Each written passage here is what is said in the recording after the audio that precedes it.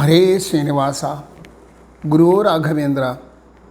ನನ್ನ ಆತ್ಮೀಯ ಅಧ್ಯಾತ್ಮ ಬಂಧುಗಳೆಲ್ಲರಿಗೂ ಕೂಡ ಅನಂತ ಶಿರಸಾಷ್ಟಾಂಗ ಪ್ರಣಾಮಗಳು. ನಿನ್ನೆ ಗುರು ಸಾರ್ವಭೌಮರ ವ್ಯಕ್ತಿತ್ವವನ್ನು ಗುರು ಜಗನ್ನಾಥ ದಾಸರು ಯಾವ ರೀತಿ ಹೇಳಿದ್ದಾರೆ, ಇವರು ಗುರುರಾಜರನ್ನು ಒಂದು ಕಡೆ ವರ್ಣನೆ ಮಾಡ್ತಾರೆ. ಇಂದು ಮಂಡಲ ರೋಚಿಯೋ ಪಾಲ್ ಸಿಂಧುರಾಜನ ವೀಚಿಯೋ ಸುರರಿಂದ್ರನೊಜ್ರ ಮರೀಚಿಯೋ ಸುರತುರಗ ಸದೃಚಿಯೋ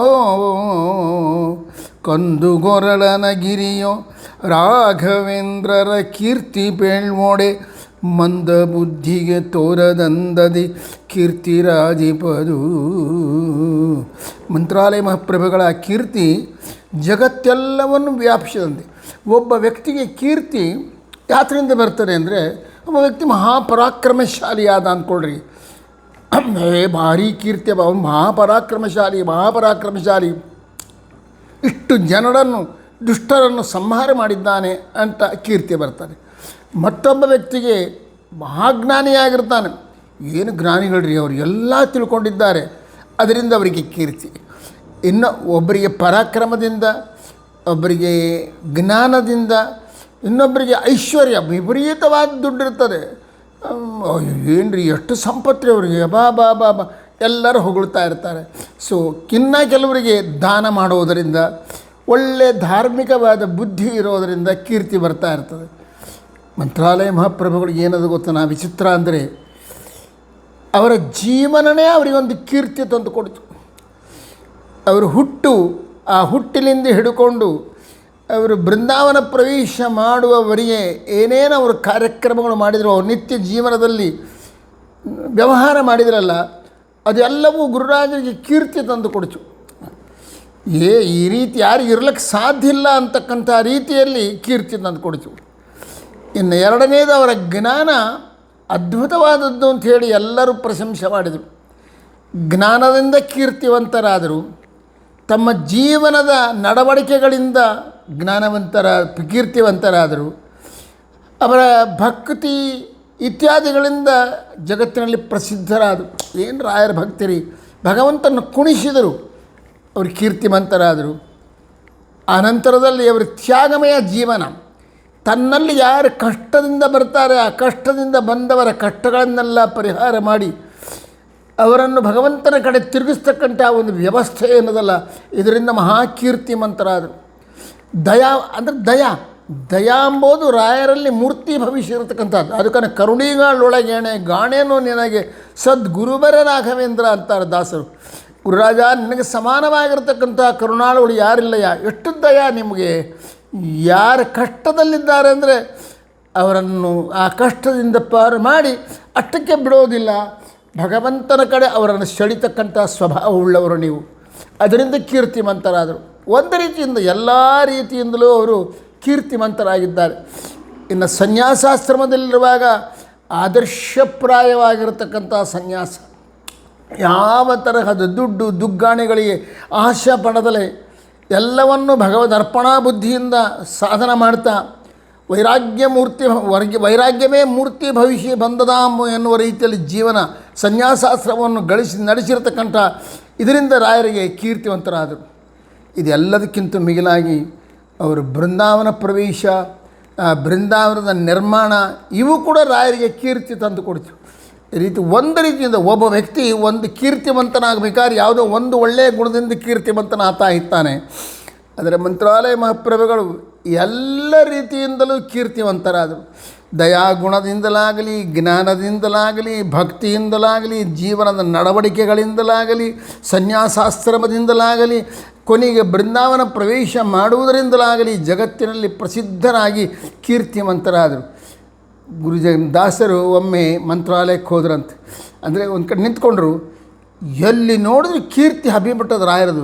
ಒಳ್ಳೆ ಕಾಂತಿವಂತವಾಗಿ ಬೆಳ್ಳಗ ಕೀರ್ತಿಯನ್ನು ಕಾಂತಿಗೆ ಹೋಲಿಸ್ತಾರೆ.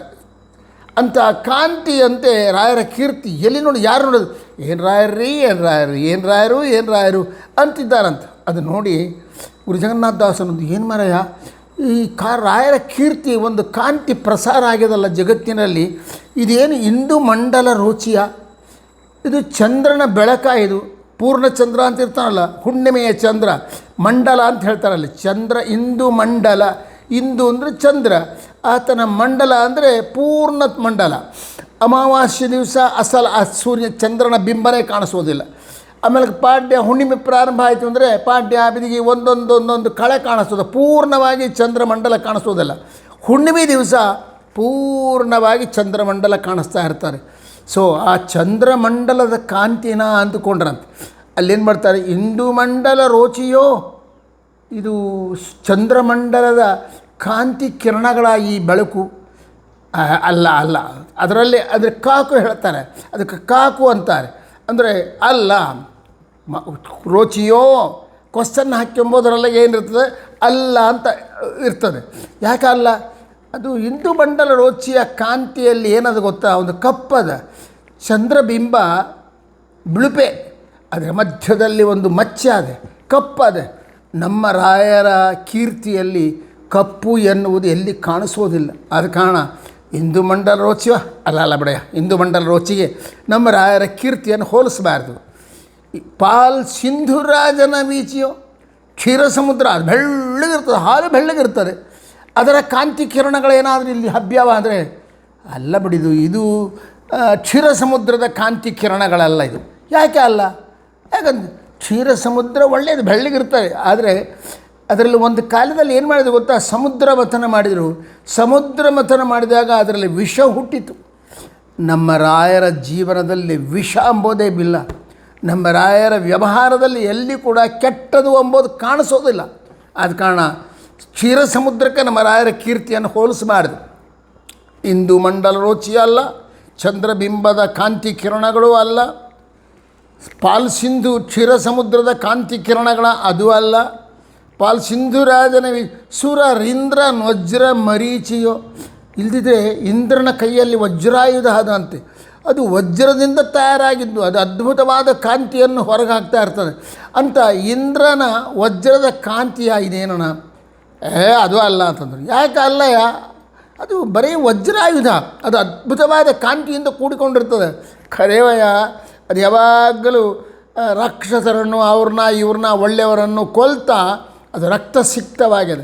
ನಮ್ಮ ರಾಯರ ಮಂತ್ರಾಲಯ ಮಹಾಪ್ರಭುಗಳ ಕೀರ್ತಿಯಲ್ಲಿ ಅಂಥ ಕಳಂಕಕ್ಕೆ ಅವಕಾಶನೇ ಇಲ್ಲ ಅಂತಂತಾರೆ. ಇಂದ್ರ ನೊಜ್ರ ಮರೀಚಿಯೋ, ಹಾಗಾದರೆ ಇನ್ನೂ ಒಂದದೆ, ದೇವೇಂದ್ರನ ಪಟ್ಟದ ಕುದುರೆ ಅದಂತೆ, ಅದು ಉಚ್ಚೈಸ್ರವ ಅಂತ ಕರೀತಾರೆ. ಅದು ಬೆಳ್ಳಗಿರ್ತದಂತೆ. ಅಂಥ ಬೆಳ್ಳಗಿರ್ತಕ್ಕಂಥ ಉಚ್ಚೈಸ್ರವದ ಕಾಂತಿ ಕಿರಣನ ಇದೇನಾದರೂ ಅದು ಅಲ್ಲ ಅಂತಂದರು. ಅದು ಏನೇ ಚಂದ್ರಮಂಡಲದ ಕಿರಣ ಅಂತಂದರೆ ಅಲ್ಲ ಅಂತಂದ್ರಿ, ಹಾಲಿನ ಸಮುದ್ರದ ಕಿರಣಗಳ ಅಂದರೆ ಅದು ಅಲ್ಲ ಅಂತಂದ್ರಿ, ಮತ್ತು ಇಂದ್ರನ ವಜ್ರಾಯುಧದ ಕಾಂತಿ ಕಿರಣಗಳ ಅಂದರೆ ಅದು ಅಲ್ಲ ಅಂತೀರಿ. ಕೊನೆಗೆ ಉಚ್ಚೈಸ್ರವ ಅದು ಬೆಳ್ಳಗಿರ್ತದೆ ಕುದುರೆ, ಅದರಲ್ಲಿ ಏನು ದೋಷ ಇರೋದಿಲ್ಲ, ಎಲ್ಲಿ ದೋಷ ಇರೋದಿಲ್ಲ, ಅದರದ ಕಾಂತಿ ಕಿರಣ ಅಂತ ಯಾಕೆ ಅನ್ನಬಾರ್ದಂದರೆ ಇಲ್ಲ. ಒಂದು ಘಟನೆ ಆಗಿದೆ, ಏನು ಗೊತ್ತಿನ, ನಾಗಮಾತೆಗೂ ಮತ್ತು ಗರುಡನ ಮಾತೆಗೂ ದ್ವೇಷ ಅಂದರೆ ವಿರೋಧ ಬಂತು. ವಿರೋಧ ಬಂದಾಗ ಮಾತಾಡ್ತಾ ನಾನು ದೊಡ್ಡೋಳು, ಗರುಡನ ತಾಯಿ ವಿನುತ, ಈ ಸರ್ಪಗಳ ತಾಯಿ ಕದ್ರು ಮತ್ತು ವಿನುತ, ಇವರಿಬ್ಬರು ಮಧ್ಯದಲ್ಲಿ ಒಂದು ದಿವಸ ನಾನು ದೊಡ್ಡೋಳು ಅಂತ ಬಂತಂತೆ.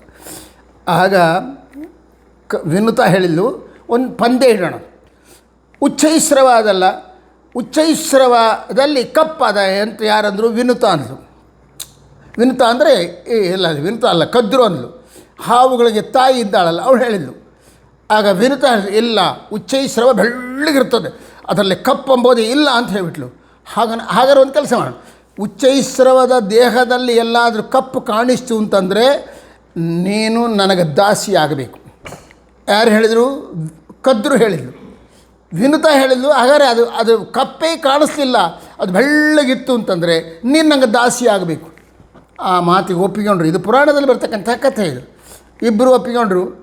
ಉಚ್ಚೈಸ್ರವನ್ನು ಇಂದ್ರನ ಹತ್ರ ಹೋಗಿ, ಉಚ್ಚೈಸ್ರವನ ಆ ಸ್ವರ್ಗಲೋಕಕ್ಕೆ ಹೋಗಿ ಆ ಉದ್ಯಾನವನದಲ್ಲಿ ಓಡಾಡ್ತಕ್ಕಂಥ ಉಚ್ಚೈಸ್ರವನ್ನು ನೋಡಬೇಕು ಅಂತ ಹೋಗಲು ಪ್ರಯಾಣ ಮಾಡಿದರು.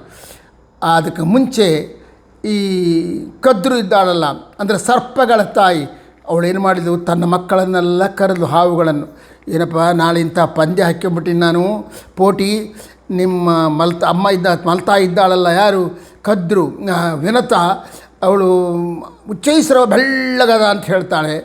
ನಾನೇನೋ ಪರಪಾಟಾಗಿ ಏನು ಮಾಡಿಬಿಟ್ಟೆ, ಅದರಲ್ಲಿ ಒಂದು ಸ್ವಲ್ಪ ಕಪ್ಪದ ಅಂತ ಹೇಳಿನಿ. ಏನು ಇಲ್ಲಮ್ಮ ಅದು ಕಪ್ಪಿಲ್ಲ ಅಂತ ಹೇಳಿದ್ವು. ಆ ಮಕ್ಕಳೆಲ್ಲ ಹಾವುಗಳೆಲ್ಲ ಹೇಳಿದ್ವು, ಇಲ್ಲಮ್ಮ ಉಚ್ಚೈಸ್ರವ ಭಾಳ ಬೆಳ್ಳಗದ, ಅದರಲ್ಲಿ ಕಪ್ಪೇ ಇಲ್ಲ. ಮತ್ತು ಹೇಗೆ ಮಾಡೋಕೆ, ಈಗ ನಾಳೆ ನಾನು ಸೋಲ್ತೀನಲ್ಲ, ಸೋತ್ರೆ ಅವಳಿಗೆ ದಾಸಿ ಆಗಬೇಕದಲ್ಲ, ಕದ್ರುವಿಗೆ ವಿನತೆಗೆ ದಾಸಿ ಆಗಬೇಕಾಗ್ತದಲ್ಲ ಅಂತ ಅಂದ್ಕೊಳ್ಳೆ. ಅದರಲ್ಲಿ ಒಂದು ಹಾವು, ಸಣ್ಣ ಹಾವು, ಕಪ್ಪನ ಹಾವು ಏನು ಮಾಡ್ತೀವಿ ಗೊತ್ತಾ, ಅಮ್ಮ ನೀ ಏನು ಚಿಂತೆ ಮಾಡಬೇಡ ನಾನು ನೋಡ್ಕೊತೀನಿ ಅಂತ ಹೇಳಿ ಅದು ಹೋಗಿ ಈ ಉಚ್ಚೈಸ್ರವದ ಬಾಲದಲ್ಲಿ ತೂರಿ ಬಿಡಿತು. ಬಾಲದಲ್ಲಿ ತೂರಿ ಒಂದು ಕೂದಲಿನಂತೆ ಎಳೆ ಬಿದ್ದು ಬಿಡ್ತು. ಅದು ಕಪ್ಪಗದ. ಅದು ಇಬ್ಬರು ವಿನತಾ ಮತ್ತು ಕದ್ರು ಇಬ್ಬರು ಉಚ್ಚೈಸ್ರವದ ಮುಂದೆ ಹೋದರು. ಮೈಯೆಲ್ಲ ನೋಡ್ತಾರೆ, ಮೈಯೆಲ್ಲ ಬೆಳ್ಳಗೆ ಕಾಂತಿಯುಕ್ತವಾಗಿದೆ ಉಚ್ಚೈಸ್ರವ. ಆಗ ವಿನತಾ ಹೇಳಿದ, ನೋಡೇ ಬೆಳ್ಳಗದ ಕುದ್ರು, ಇಲ್ಲ ಸ್ವಲ್ಪ ನೋಡಲ್ಲಿ ಅದರ ಬಾಲದಲ್ಲಿ ಏನೋ ಕಪ್ಪು ಕಾಣಿಸ್ತದೆ ಅಂತಂದರು. ಆ ಬಾಲವನ್ನು ಅದು ಅಲ್ಲಾಡಿಸಿದಾಗ ಒಳಗೊಂದು ಕಪ್ಪನ ಹಾವು ಸಿಗೆ ಬಿದ್ದಿತ್ತಲ್ಲ, ಅದು ಹಿಡ್ಕೊಂಡು ಕೂತ್ಕೊಂಡಿತ್ತಲ್ಲ, ಆ ಕಪ್ಪು ಕಾಣಿಸ್ ನೋಡಿದೆ ಅಲ್ಲಿ ಕಪ್ಪದ, ಬಾಲದಲ್ಲಿ ಕಪ್ಪದ, ಆದ ಕಾರಣ ನಾನು ಗೆದ್ದೆ ಅಂತ ಹೇಳಿಬಿಟ್ರು. ಅಂದರೆ ಒಟ್ಟಿನ ಮೇಲೆ ಅದು ಮೋಸದಿಂದ ಯಾವುದೋ ಒಂದು ರೀತಿಯಿಂದ ಆದರೂ ಕೂಡ ಪುರಾಣದ ಪ್ರಕಾರ ಉಚ್ಚೈಸ್ರವದ ಬಾಲದಲ್ಲಿ ಒಂದು ಸ್ವಲ್ಪ ಕಪ್ಪು. ನಮ್ಮ ಉರುಸಾರ್ವಭೌಮರ ಜೀವನದಲ್ಲಿ, ಅವರ ಜ್ಞಾನದಲ್ಲಿ, ಅವರ ಆಶ್ರಮದಲ್ಲಿ, ಅವರ ವ್ಯಕ್ತಿತ್ವದಲ್ಲಿ ಎಲ್ಲೂ ಒಂದು ಕಪ್ಪು ಎಂಬುದು, ಮಚ್ಚೆ ಎಂಬುದು ಕಾಣಿಸುವುದಿಲ್ಲ. ಅಂಥ ಅದ್ಭುತವಾದ ವ್ಯಕ್ತಿಗಳು ನಮ್ಮ ಗುರುರಾಜರು. ಆದ ಕಾರಣ ಉಚ್ಚೈಸ್ರವದ ಕಾಂತಿ ಕಿರಣ ನಮ್ಮ ರಾಯರ ಕೀರ್ತಿ ಕಿರಣಕ್ಕೆ ಸಮಾನ ಆಗುವುದಿಲ್ಲ. ಸುರರಿಂದ್ರ ನೊಜ್ರ ಮರೀಚಿಯೋ ಸುರ ತುರಗ ಸದೃಚಿಯೋ. ಹಾಗಾದ್ರೆ ಲಾಸ್ಟ್ ಒಂದಾದೆ, ಅದು ಮಾತ್ರ ನಾನು ಗೆದ್ದೇ ತೀರ್ತೀನಿ ಅಂತಂದ್ಲು. ರಾಯರ್ ಕವಿ ಹೇಳ್ತಾನೆ, ಯಾವುದದು, ಖಂಡಿತ ಇದು ಕೈಲಾಸ ಪರ್ವತದ ಕಾಂತಿ ಆಗಿರ್ಬೋದು. ರುದ್ರದೇವರು ವಾಸ ಮಾಡ್ತಕ್ಕಂಥ ಕಂದುಗೊರಳನ ಗಿರಿ, ಕಂದುಗೊರಳ ಅಂತಂದರೆ ನೀಲಕಂಠ ವಾಸ ಮಾಡ್ತಕ್ಕಂಥ ಹಿಮಾಲಯ ಅಂತದಲ್ಲ, ಅವನು ಯಾವಾಗಲೂ ಹಿಮವತ್ ಪರ್ವತದಲ್ಲಿರ್ತಾನೆ. ಅದು ರಚತಾದ್ರಿ ಅಂತಲೇ ಹೆಸರು ಅದಕ್ಕೆ. ಅದು ಬೆಳ್ಳಗಿರ್ತದೆ, ಅದರಲ್ಲಿ ಏನೂ ಕಪ್ಪಿಲ್ಲ. ಆದ ಕಾರಣ ಆ ರಜತಾದ್ರಿಯ ಕಿರಣವೇ ಆಗಿರಬೇಕಿದ್ದು ನಮ್ಮ ರಾಯರ ಈ ಬೆಳ್ಳಗೆ ಕಾಣಿಸ್ತಾ ಇರೋದು. ಇದು ರಾಯರ ಕೀರ್ತಿ ಅಲ್ಲ. ಅದು ತಕ್ಷಣದಲ್ಲಿ ಕವಿ ಅಂತಾನೆ, ಎಲ್ಲೆಲ್ಲ ರಜತಾದ್ರಿಗೂ ನಮ್ಮ ರಾಯರ ಕೀರ್ತಿಗೂ ಹೋಲಿಸ್ಲಿಕ್ಕೆ ಬರೋದಿಲ್ಲ. ಯಾಕೆ ಬರೋದಲ್ಲ, ರಜತಾದ್ರಿ ಹಿಮಾದ್ರಿ ಅಲ್ವಾ, ಅದರಲ್ಲಿ ಕಪ್ಪೇ ಇಲ್ಲಲ್ವಾ. ನೀವೇ ಹೇಳ್ತಿರಲ್ಲ ಕಂದುಗೊರಳನ ಗಿರಿ ಅಂಥೇಳಿ. ಕಂದುಗೊರಳ ಅಂತಂದರೆ ಕಪ್ಪಾದ ಕಂಠ ಉಳ್ಳಂಥ ರುದ್ರದೇವರು ವಾಸ ಮಾಡ್ತಾ ಇದ್ದಾರೆ. ಮತ್ತು ಪರ್ವತ ದೊಡ್ಡದಾಗಿರ್ಬೋದು, ಪರ್ವತ ಬೆಳ್ಳಗಿರ್ಬೋದು, ಆದರೆ ಅದರಲ್ಲಿ ಕೂತ್ಕೊಂಡಿರ್ತಕ್ಕಂಥ ರುದ್ರ ಕೂಡ ಬಿಳುಪಿರಬಹುದು, ಆದರೆ ಅವನ ಕಂಠದಲ್ಲಿ ಕಪ್ಪದಲ್ಲ. ನಮ್ಮ ರಾಯರ ಕಂಠದಲ್ಲಿ ಅಂತಂದರೆ ಅವರ ವಾಗ್ದಾಟಿಯಲ್ಲಿ ಅವರು ವಾದ ಮಾಡ್ತಾ ಇದ್ದರೆ, ಅವರು ಯಾರಾದರೂ ಉಪನ್ಯಾಸ ಮಾಡ್ತಾ ಇದ್ದರೆ, 4 ಮಂದಿ ಉಪದೇಶ ಮಾಡ್ತಾ ಇದ್ದರೆ, ಅಲ್ಲಿ ಎಲ್ಲಿ ಕೂಡ ತಪ್ಪು ಚಿಂತನೆ ಎಂಬುದು ಬರೋದಿಲ್ಲ. ಆದ ಕಾರಣ ನಮ್ಮ ರಾಯರ ಕೀರ್ತಿ, ರಾಘವೇಂದ್ರರ ಕೀರ್ತಿ ಪೇಳ್ವೊಡೆ ಮಂದಬುದ್ಧಿಗೆ ತೋರದಂದದಿ ಕೀರ್ತಿ ರಾಜಿಬದು. ರಾಘವೇಂದ್ರ ಸ್ವಾಮಿಗಳ ಕೀರ್ತಿ ಜಗತ್ತಿನಲ್ಲಿ ಆ ರೀತಿ ಹಬ್ಯದೆ, ಎಲ್ಲಿ ಕಳಂಕ ಎಂಬುದೇ ಕಾಣಿಸುವುದಿಲ್ಲ. ಅವರ ಜ್ಞಾನದಲ್ಲಿ ಕಳಂಕ ಇಲ್ಲ, ಅವರ ಭಕ್ತಿಯಲ್ಲಿ ಕಳಂಕ ಇಲ್ಲ. ಯಾಕಂದ್ರೆ ನಮ್ಮ ಭಕ್ತಿಯಲ್ಲಿ ಕಳಂಕ ಅದು. ನಾವೆಲ್ಲ ಭಕ್ತಿ ಮಾಡ್ತೀವಿ, ಇಲ್ಲ ಅಂತಂಬೋದಲ್ಲ, ನಮ್ಮ ಯೋಗ್ಯತೆಗೆ ತಕ್ಕಂಥ ಸ್ವಲ್ಪ ಭಕ್ತಿ ಮಾಡ್ತೀವಿ. ಆದರೆ ನಮ್ಮ ಭಕ್ತಿಯ ಹಿನ್ನೆಲೆಯಲ್ಲಿ ಸ್ವಾರ್ಥ ಇರ್ತದೆ, ಏನೋ ಒಂದು ಅಪೇಕ್ಷೆ ಇರ್ತದೆ. ಮಂತ್ರಾಲಯ ಪ್ರಭುಗಳು ಭಗವಂತನಲ್ಲಿ ಭಕ್ತಿ ಮಾಡಿದರು. ಎಂಥ ಭಕ್ತಿ ಮಾಡಿದರು ಅಂದರೆ ನಿಷ್ಕಳಂಕವಾಗಿರತಕ್ಕಂಥ ಭಕ್ತಿ ಮಾಡಿದರು. ಎಲ್ಲಿ ಕೂಡ ನಂಗೆ ಅದು ಬೇಕು ಇದು ಬೇಕು ಅಂಥೇಳಿ ಅವರು ಭಗವಂತನನ್ನು ಪ್ರಾರ್ಥನೆ ಮಾಡಿ ಭಕ್ತಿ ಮಾಡಲಿಲ್ಲ. ಇದು ಪ್ರಹ್ಲಾದ ಚರಿತ್ರೆಯಲ್ಲಿ ಸ್ಪಷ್ಟವಾಗಿ ಬರ್ತದೆ. ನೃಸಿಂಹರೂಪಿ ಪರಮಾತ್ಮ ಪ್ರಹ್ಲಾದನನ್ನು ಎತ್ತಿ ತೊಡೆಯ ಮೇಲೆ ಕೂಡಿಸಿಕೊಂಡು, ಪ್ರಹ್ಲಾದ ಏನು ಬೇಕೋ ಕೇಳು ಕೊಡ್ತೀನಿ ತಂದುಕೊಳ್ಳಿ, ನಿನ್ನ ಭಕ್ತಿಗೆ ಮೆಚ್ಚಿಬಿಟ್ಟಿದ್ದೀನಿ, ನಿನ್ನ ಜ್ಞಾನ ಭಕ್ತಿಗಳು ನನ್ನನ್ನು ಹುಚ್ಚನನ್ನಾಗಿ ಮಾಡಿದ್ದೇವೆ, ನಿನಗೆ ವಶ ಮಾಡಿಬಿಟ್ಟಿವೆ, ನಿಂಗೆ ಏನು ಬೇಕೋ ಕೇಳು ಅಂತಂದಾಗ, ವರ ಕೊಡೋ ಸ್ವಾಮಿ ಅಲ್ಲ, ವರ ಬೇಡೋ ಭೃತ್ಯನಲ್ಲ, ನೀನು ವರ ಕೊಡೋನೂ ಅಲ್ಲ, ನಾನು ವರ ಬೇಡುವ ವ್ಯಕ್ತಿನೂ ಅಲ್ಲ. ನನಗೆ ಅಂಥ ಆಸೆ ಇಟ್ಟುಕೊಂಡು ನಿನ್ನಲ್ಲಿ ಜ್ಞಾನ ಮಾಡಿಲ್ಲ, ಅಂಥ ಆಸೆಯಿಂದ ನಿನ್ನಲ್ಲಿ ಭಕ್ತಿ ಮಾಡಿಲ್ಲ ತಂದೆ. ನನ್ನ ಭಕ್ತಿ ವ್ಯಾಪಾರ ಅಲ್ಲ. ಅಂದರೆ ವ್ಯಾಪಾರಿ ಹತ್ರ ಹೋದಾಗ ನಾವೇನು ಮಾಡ್ತೀವಿ, ದುಡ್ಡು ಕೊಡ್ತೀವಿ, ದುಡ್ಡು ಕೊಟ್ಟು ಒಂದು ವಸ್ತು ಕೊಡುತ್ತೀವಿ ನಾವು. ಬರೀ ದುಡ್ಡು ಸುಮ್ಮನೆ ಕೊಟ್ಟು ಬರೋದಿಲ್ಲ, ದುಡ್ಡು ಕೊಟ್ಟು ಆ ದುಡ್ಡಿಗೆ ಸರಿ ಹೋಗತಕ್ಕಂಥ ಪದಾರ್ಥವನ್ನು ನಾವು ಅಪೇಕ್ಷೆ ಮಾಡಿ ತರ್ತೀವಿ. ಅದರಂತೆ ಭಗವಂತನಲ್ಲಿ ಭಕ್ತಿ ಮಾಡಿ, ಭಗವಂತ ನಾನು ಭಕ್ತಿ ಮಾಡಿದ್ದೇನೆ, ನಂಗೆ ಇದು ಕೊಡು ಅದು ಕೊಡು ಅಂತಂದರೆ ಆ ಭಕ್ತಿ ಕಳಂಕಿತವಾಗುತ್ತದೆ. ಅಂಥ ಭಕ್ತಿ ಅಲ್ಲ ಗುರುರಾಜರು. ಗುರುರಾಜರ ಭಕ್ತಿಯಾಗಲಿ, ಗುರುರಾಜರ ಜ್ಞಾನವಾಗಲಿ, ಗುರುರಾಜರು ಇನ್ನೊಬ್ಬರ ಮೇಲೆ ಕರುಣೆ ತೋರ್ತಾ ಇದ್ದಾರೆ, ದಯ ತೋರ್ತಾರೆ. ಯಾಕೆ ದಯ ತೋರ್ತಾರೆ? ಅದರ ಹಿನ್ನೆಲೆಯಲ್ಲಿ ಏನಾದರೂ ಅಪೇಕ್ಷೆ ಅದನ್ನು ಏನೇನೇನೇನು ಅಪೇಕ್ಷೆ ಇಲ್ಲ. ಎಲ್ಲರೂ ಉದ್ಧಾರ ಆಗಬೇಕು, ಎಲ್ಲರೂ ಒಳ್ಳೆಯವರಾಗಬೇಕು, ಎಲ್ಲರೂ ಭಾರತೀಯರಾಗಬೇಕು, ಎಲ್ಲರೂ ನಮ್ಮ ಭಗವಂತನನ್ನು ಪ್ರಾರ್ಥನೆ ಮಾಡ್ತಕ್ಕಂಥವರು, ಭಗವಂತನ ಉಪಾಸಕರಾಗಬೇಕು, ಜ್ಞಾನ ಭಕ್ತಿ ವೈರಾಗ್ಯಗಳಿಂದ ಭೂಷಿತರಾಗಬೇಕು ಎಂಬ ಚಿಂತನೆ ಉಳ್ಳವರು ನಮ್ಮ ರಾಯ. ಆದ ಕಾರಣ ಗುರುರಾಜರ ಕರುಣೆಯಲ್ಲಿ ಕೂಡ ಯಾವ ತರಹದ ಅಪೇಕ್ಷಾದಿಗಳಿಲ್ಲ. ಅವರ ಬ್ರಹ್ಮಚರ್ಯಾಶ್ರಮ ನೋಡಿದಾಗ ಅದ್ಭುತ. ಅವರ ಗಾರ್ಹಸ್ಥ್ಯ ಧರ್ಮ, ಅವರು ಮದುವೆ ಮಾಡಿಕೊಂಡು ಜೀವನ ಮಾಡಿದರು, ಎಂಥ ಆದರ್ಶಪ್ರಾಯವಾದ ಜೀವನ ಮಾಡಿದರು. ಅಲ್ಲಿ ಕಳಂಕ ಇಲ್ಲ ಗುರುರಾಜರ ಜೀವನದಲ್ಲಿ. ಸನ್ಯಾಸಾಶ್ರಮ ಸ್ವೀಕಾರ ಮಾಡಿದ ಮೇಲೆ ಅದ್ಭುತವಾದ ಜಗತ್ತಿಗೆ ಆದರ್ಶಪ್ರಾಯರಾದ ಆಚಾರ್ಯ ಮಧ್ವರು, ಅವರು ಮೇಲ್ಮಟ್ಟದ ಯತಿಗಳು. ಅವರ ಬ್ರಹ್ಮಚರ್ಯ, ಅವರ ಸನ್ಯಾಸಾಶ್ರಮ ಇನ್ನೊಬ್ಬರಿಗೆ ಹೋಲಿಸ್ಲಿಕ್ಕೆ ಬರೋದಿಲ್ಲ, ಅದರಿಂದ ಮಾಡಲಿಕ್ಕೆ ಯಾರಿಗೂ ಆಗಲ್ಲ, ಅದು ಬಿಟ್ಟು ಬಿಡೋಣ. ಆದರೆ ಆಚಾರ್ಯರಿಗೆ ಅವರ ಯೋಗ್ಯತೆಗೆ ಅವರು ಮೇರು ಪರ್ವತವಾದರೆ ಮಂತ್ರಾಲಯ ಪ್ರೌಢ ವೈರಾಗ್ಯದಲ್ಲಿ ಸಣ್ಣ ಗುಡ್ಡ ಆಗಿದ್ದರು ಮಾತು. ಆ ರೀತಿ ಅಂದರೆ ಸಾದೃಶ್ಯ ಇತ್ತು. ಸಾದೃಶ್ಯ ಬಹಳ ಸ್ವಲ್ಪ ಕಮ್ಮಿ. ಒಟ್ಟಿನ ಮೇಲೆ ಆಚಾರ್ಯ ಮಧ್ವರ ವೈರಾಗ್ಯದಂತೆ ಅಲ್ಲದೇ ಇದ್ದರೂ ಕೂಡ ಅದರಂತೆ ಇರತಕ್ಕಂಥ ವೈರಾಗ್ಯ, ಅವರ ಯೋಗ್ಯತೆಗೆ ತಕ್ಕಂಥ ವೈರಾಗ್ಯವನ್ನು ಸಂಪಾದನೆ ಮಾಡಿಕೊಂಡು ವೈರಾಗ್ಯ ಮೂರ್ತಿ ಮತ್ತು ಸ್ವರೂಪರಾಗಿ ಬಾಳಿದ ವ್ಯಕ್ತಿಗಳು ಯಾರು? ನಮ್ಮ ಮಂತ್ರಾಲಯ ಮಹಾಪ್ರಭು. ಸೊ ಅವರ ಸನ್ಯಾಸಾಶ್ರಮದಲ್ಲಿ ದೋಷ ಇಲ್ಲ. ಅವರ ಬೃಂದಾವನ ಪ್ರವೇಶ ಮಾಡಿದ ಮೇಲೆ ಇವತ್ತೇನು ಜಗತ್ತಿನಲ್ಲಿ ಮೆರಿತಾ ಇದ್ದಾರೆ ಕಾಮಧೇನು, ಕಲ್ಪವೃಕ್ಷ, ಚಿಂತಾಮಣಿಗಳಾಗಿ, ಅದರಲ್ಲಿ ಕೂಡ ಯಾವ ತರಹದ ದೋಷ ಇಲ್ಲದೇ ಇರತಕ್ಕಂಥ ಪುಣ್ಯಾತ್ಮರು. ಆದ ಕಾರಣ ರಾಯರ ಕೀರ್ತಿ ಅಂದರೆ ಅಪೂರ್ವವಾದ. ಇಂಥ ರಾಯರ ಬಗ್ಗೆ ಗುರು ಜಗನ್ನಾಥದಾಸರು ಹೇಳ್ತಾ ಒಂದು ಮಾತು ಹೇಳ್ತಾರೆ. ಕರದಿ ಪಿಡದಿಹ ಗುರುವರೇಣ್ಯನು ಶರಣ ಜನರಾಭೀಷ್ಟ ಫಲಗಳ ತ್ವರದಿ ಸಲಿಸುತ್ತಲವರ ಭಾರವ ತಾನೇ ಪೊತ್ತಿಗನು. ಎಲ್ಲರ ಭಾರವನ್ನು ತಾವು ಹೊತ್ಕೊಂಡಿದ್ದಾರಂತೆ ರಾಯರು. ತಮ್ಮ ಕೈಯಲ್ಲಿ ಕರದಿ ಪಿಡದಿಹ ಗುರುವರೇಣ್ಯನು ಶರಣ ಜನರಾಭೀಷ್ಟ ಫಲಗಳ, ತನ್ನಲ್ಲಿ ಯಾರು ಬಂದು ಗುರುರಾಜ ನನ್ನನ್ನು ಉದ್ಧಾರ ಮಾಡು, ನನ್ನನ್ನು ಈ ಸಂಸಾರ ಸಾಗರದಿಂದ ದಾಟಿಸು, ನನ್ನ ಕಷ್ಟಗಳನ್ನು ಪರಿಹಾರ ಮಾಡು ಅಂತ ಕೇಳಿ ಒಮ್ಮೆ ಪ್ರದಕ್ಷಿಣ ನಮಸ್ಕಾರ ಮಾಡಿ ರಾಯರಲ್ಲಿ ಮನಸ್ಸಿಟ್ಟರೆ ಸಾಕಂತೆ ಅವ್ರಿಗೆ ತಕ್ಷಣ ತಮ್ಮ ಕೈಯಿಂದ ಫಲ ಕೊಟ್ಟು ಬಿಡ್ತಾರಂತೆ. ಅವರ ಭಾರವನ್ನೆಲ್ಲ ತಾವೇ ಹೊರ್ತಾರಂತೆ. ಭಾರವನ್ನು ಹೊರೋದಂದ್ರೆ ಅರ್ಥೇನು? ಅವರು ಮತ್ತೆ ಪುನಃ ಸಂಸಾರ ಕಷ್ಟಕ್ಕೆ ಒಳಗಾಗಬಾರದು, ಅವರು ಪುನಃ ಅಜ್ಞಾನಕ್ಕೆ ಒಳಗಾಗಬಾರದು, ಅವರು ಭಗವಂತನ ಭಕ್ತರಾಗಬೇಕು. ಆ ರೀತಿಯಾಗಿ ಅವರನ್ನು ಮಾಡಿ ಅವರ ಜೀವನದ ಉದ್ದಕ್ಕೂ ಅವರನ್ನು ಧನ್ಯರನ್ನಾಗಿ ಮಾಡ್ತಕ್ಕಂಥ ಭಾರವನ್ನು ಹೊತ್ತವರ ಪುಣ್ಯಾತ್ಮರು ಯಾರಂದರೆ ನಮ್ಮ ಮಂತ್ರಾಲಯ ಮಹಾಪ್ರಭು. ಇಂಥ ಗುರುರಾಜರ ಬಗ್ಗೆ ಒಬ್ಬ ದಾಸರಲ್ಲ, ನನಗೆ ತಿಳಿದ ಮಟ್ಟಿಗೆ, ನನ್ನ ಅಧ್ಯಯನದಲ್ಲಿ ತಿಳಿದ ಮಟ್ಟಿಗೆ ಇಡೀ ದಾಸ ಸಾಹಿತ್ಯದಲ್ಲಿ ಸುಮಾರು ಇವತ್ತು ನಾವು ಬಹಳ ಪ್ರಯತ್ನ ಮಾಡಿದರೆ ಒಂದು 30,000 ಕೀರ್ತನೆಗಳು ಸಿಗಬಹುದು ನಮಗೆ. ಆ 30,000 ಕೀರ್ತನೆಗಳಲ್ಲಿ ಹೆಚ್ಚಿನ ಭಾಗ ಯಾರಿಗೆ ಸಂಬಂಧಪಟ್ಟಿದ್ದು ಅಂದರೆ ಭಗವಂತನಿಗೆ ಸಂಬಂಧಪಟ್ಟಿದ್ದು. ಯಾಕೆಂದರೆ ಅವರು ಹರಿಯನ್ನು ಉಪಾಸನೆ ಮಾಡಿದವರು, ಭಗವಂತನಲ್ಲಿ ನಾರಾಯಣನಲ್ಲಿ ಆಸಕ್ತಿ ಉಳ್ಳವರು, ಹರಿದಾಸರು ಅಂತಲೇ ಅವ್ರ ಹೆಸರು.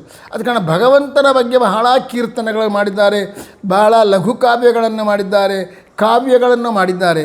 ಸೊ ಭಗವಂತನ ಕೀರ್ತನೆಗಳು, ಭಗವಂತನಿಗೆ ಸಂಬಂಧವ ರಚನೆಗಳು ಜಾಸ್ತಿ ಕಾಣಿಸ್ತವೆ.